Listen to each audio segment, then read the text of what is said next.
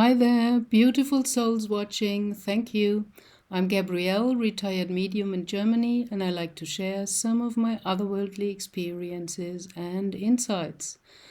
So, this one is about useful self-help, claiming your sacred space. And before I show how to do that, I have to explain a little bit. This is kind of a combination of gesture and words, aka sound, vibration, and frequency. And I got the inspiration from someone else, so I have to name him. That's Alex Collier, who is over 40 years now a contactee of the Andromedans, and he has been physically on their ships. And although he was preaching against the wind and ridiculed and everything like that, he brought back a few very useful things, like this one thing he learned from his Andromedan friends about claiming your sacred space. Because if you don't do that, you're kind of open to everything. Maybe you tried once as a kid or even as a grown-up to take an empty bottle and put it horizontally underwater, and you notice that the water is flowing into the empty bottle and is filling it up with water. So that's a very good analogy about one of the cosmic laws. There is no vacuum, although science tells us otherwise. If there would be a vacuum, it will be filled like the bottle very fast and rapidly with the water or all kinds of stuff. And as you know, even science told us that 99% of everything is invisible, and they call this dark matter, by which the word dark already misleads to thinking, oh, it's bad. No, it is not. There is no empty space, there is no vacuum, and 99% is filled with the invisible. Wave patterns of energy, as Tesla said. If you want to understand the universe, think in terms of energy, vibration, and frequency. And only 1%, which is sold to us as this reality, the body, the material world, is really matter.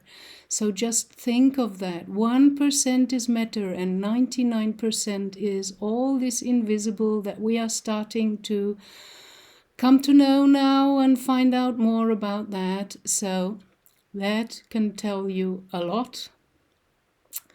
And it is about that. We are more or less 99% invisible, living in the energy field of our soul. And only 1% is this body, the material vessel in which the soul is connected to your heart. And combining speech, which you can charge with your emotions so that it's loaded and strong with energy, speaking the right words and showing in gesture that you really understand what you are doing, is a very powerful, useful tool for self-help. And I have to explain a little bit further because I really want that you understand that. Maybe you heard of the Zen teaching via koans. These are questions that you have to solve if you go into a Zen teaching. There is a special part with the koan teachings. And it works like that, that you have your little setting or session with the Zen master, and the Zen master gives you a question. Like, for example, what is the tone of the one hand? And the answer is not in words. You have to show that you pondered upon that you sat with it, and that you really got to understand it, and you show it with a gesture. You don't answer the question of the Zen master with blah, blah, blah, blah. So I was not interested in koan teaching, but I understand a little bit about that because my medium teacher, at least the she part of the couple, she was in Zen teaching and she knew a lot. And as a byproduct in the mediumship trainment, we all could learn a few important things from that. The ones who did not want to get into Zen teaching with her. You could do that, but I felt it's not my thing. So once, when I was still working as a graphic designer in advertisement, sorry, my throat, I had a kind of sympathetic but quite sassy colleague. And I once kind of poked her a little bit with this one Zen koan question. What is the tone of the one hand? And the normal reaction is that your brain goes like this. Well, I know clapping with two hands, so if I take one hand away, where is the tone? How can I produce the tone? And then you're stuck with your brain, and that's exactly what is intended, that you get out of your brain, out of your logical, rational mind, where the ego is attached. And this sassy colleague only took a few minutes, and then she came up. That was really so wonderful and great. I love her for that. With this. That's the tone of the one hand. And she was showing it, demonstrating it in gesture. So what I combined from the advice from Alex Collier and the Zen koan teaching is a 3-part exercise, or a little rite, however you want to label or name that. And it is about claiming your sacred space, which means you really live here in your heart space, you be there, and you acknowledge that the light, the divine within your soul is a fractal of the divine, is living there. And you claim your sacred space. So you say 3 sentences and you acknowledge and show by gesture the real deep meaning of that. So it's starting like that. You take your right hand with a fist and you put it over your heart onto the shoulder, and then you open it, describing a bow.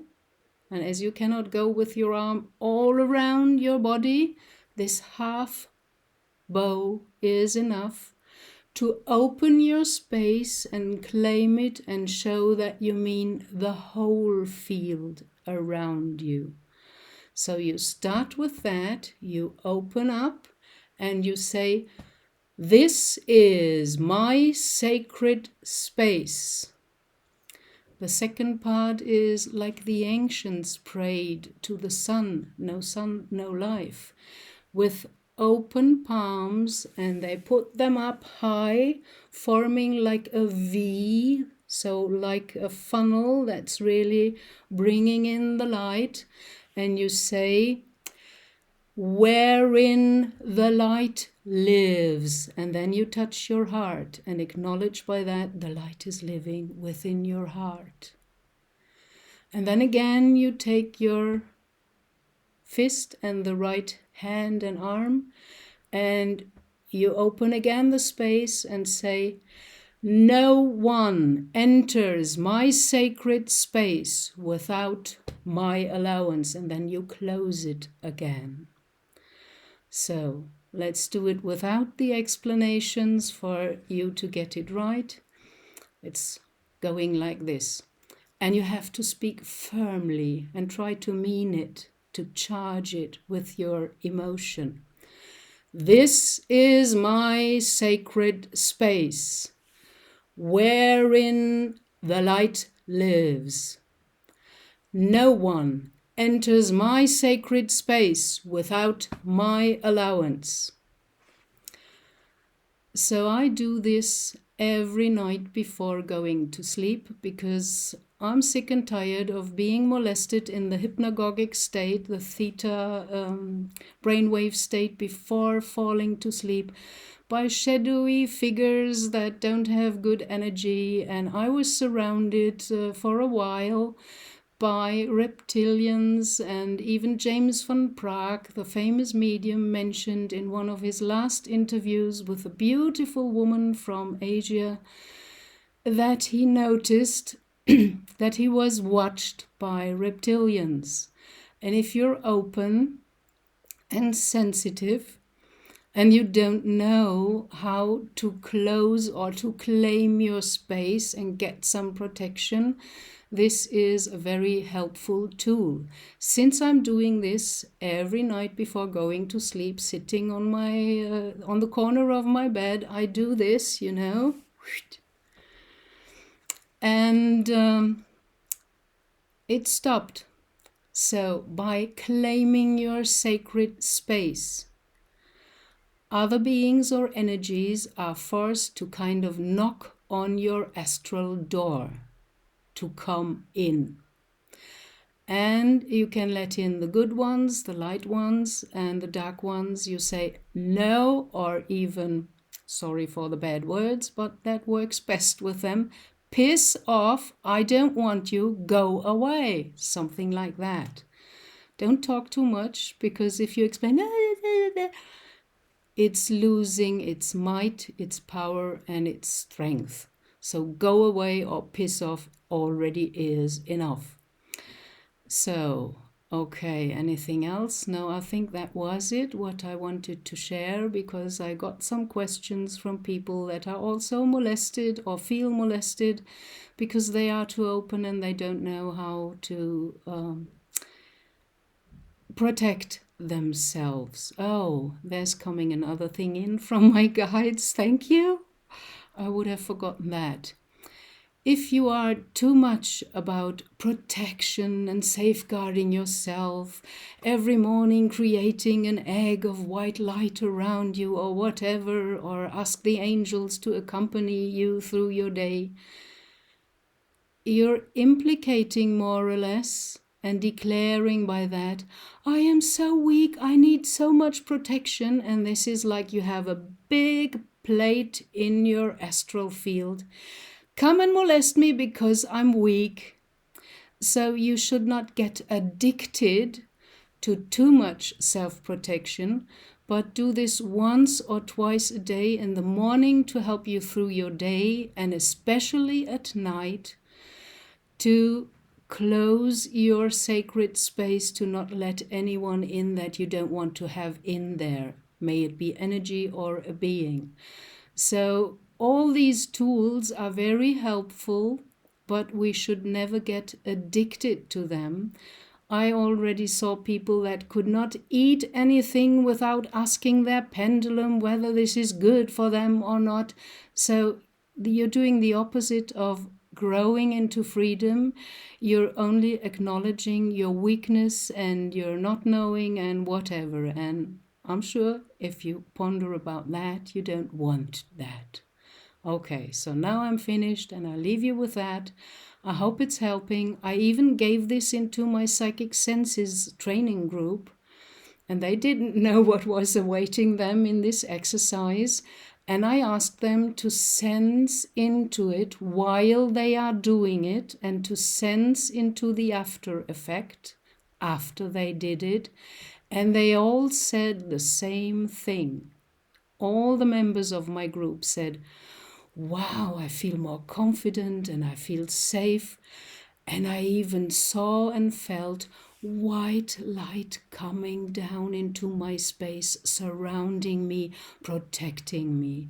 So that's why I love this exercise. It's even backed up by my psychic senses training group, where I gave this as an exercise and they all got the same. Like in remote viewing, you use 3, 4 or 5 different remote viewers to back up what is coming in as data and information, and you triangulate like people who move in space or who sail on the boat. They know what triangulation is.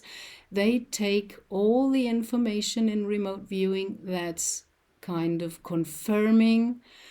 And if you have 3 people that say it's cold, well, then you have to close the window because it is cold. So 3 or 5 positive feedbacks to things like that, to the data or the information, or to this little rite I created inspired by Alex Collier and my mediumship teacher with the Zen tradition.